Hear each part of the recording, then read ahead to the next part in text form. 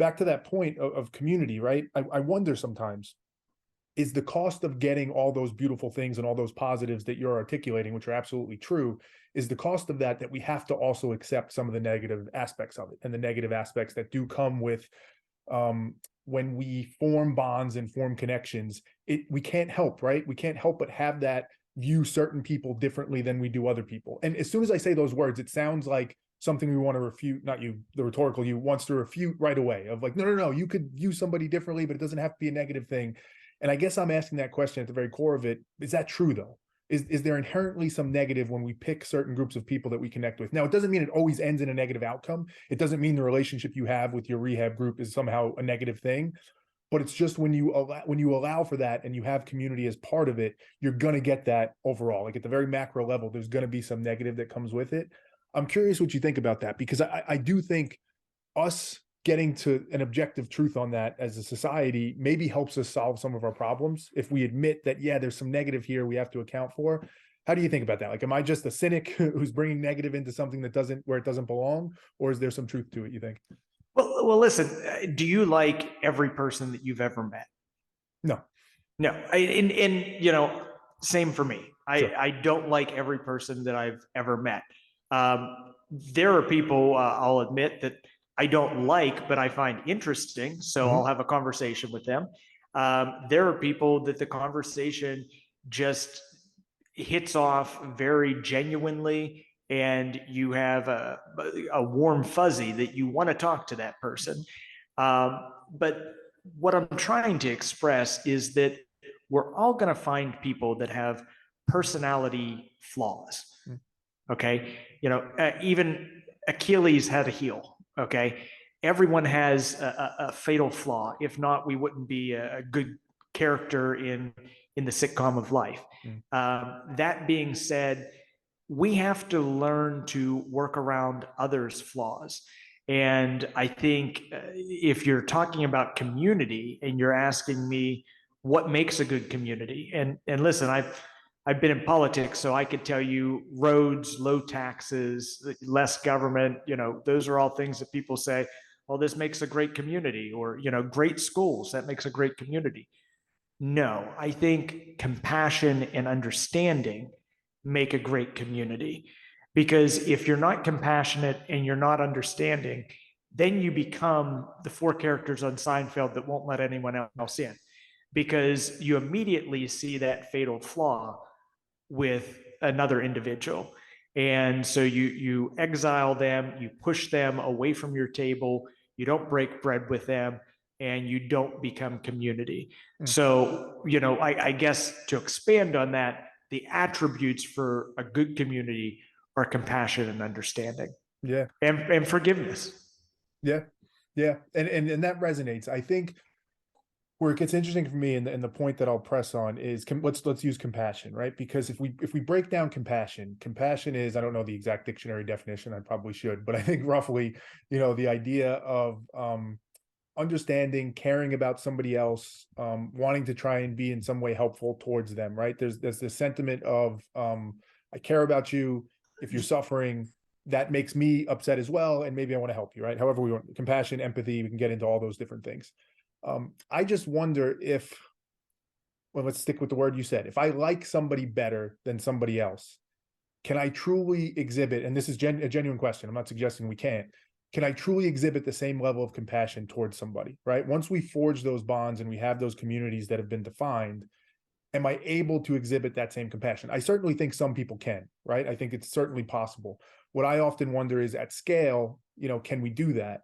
And I think, you mentioned it, right? The politics is maybe one of the more extreme examples of that, where most people today would look at it and say, like, there's far too little compassion, particularly if you take the word community and carry it over to political party, right? There's the way we see political parties going at each other suggests that compassion isn't there. And maybe at the root of that is that tribalism that we spoke of before. So, like, I'm curious, like, as you think about it through your experiences in politics, how have you seen that actually work? Have you seen compassion be able to live and stay alive even when there's two different, communities or tribes that play there? I think that's what we struggle with in American politics, is the fact that we don't have enough of that compassion. Most of us here on this planet are not Mother Teresa of Calcutta. That's an example of a saintly human being that on earth had compassion for all people. That's the rare 1% that's out there. So we have to find ways to be compassionate to people of differing thought processes. And this goes back to what makes a successful community.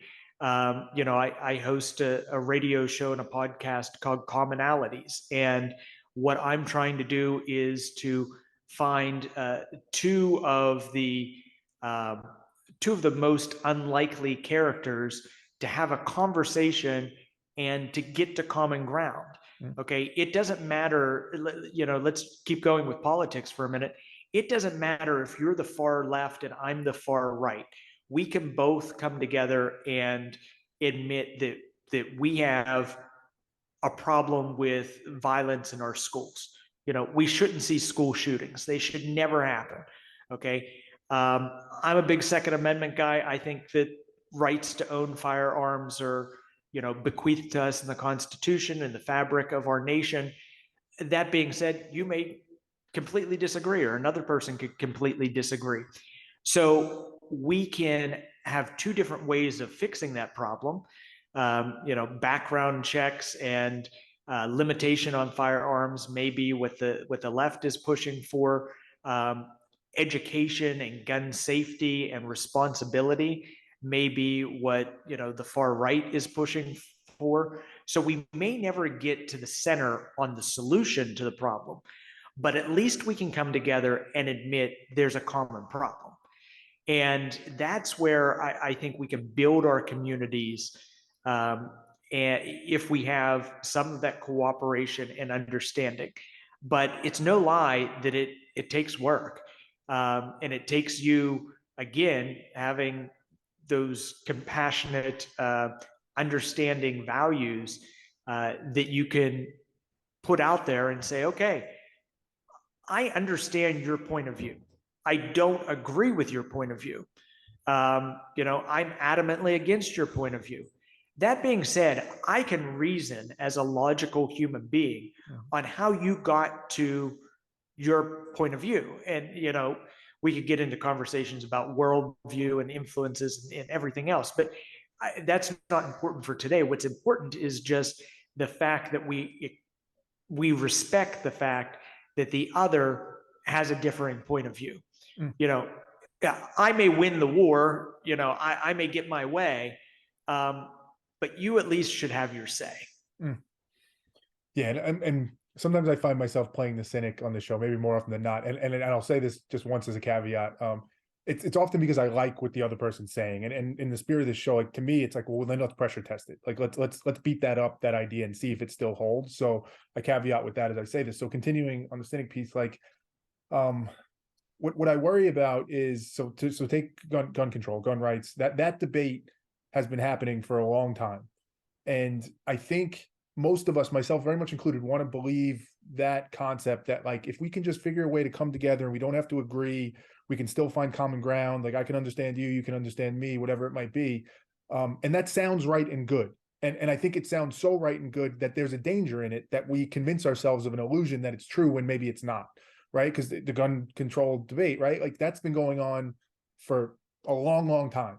If it were true that we could come together like that, whether in the political arena or even just as individuals, right, just in the street, why hasn't it happened yet? Or maybe I'll ask the question a different way, Matt. Like, what makes you still so optimistic that concept you speak of can become a reality when it seems like there's so many instances? There's certainly some good ones, but there's so many instances where we can't overcome that, where that difference in viewpoint, that kind of you versus me, us versus them, whatever that mentality is, cannot be resolved because there's just fundamental differences of how we see the world.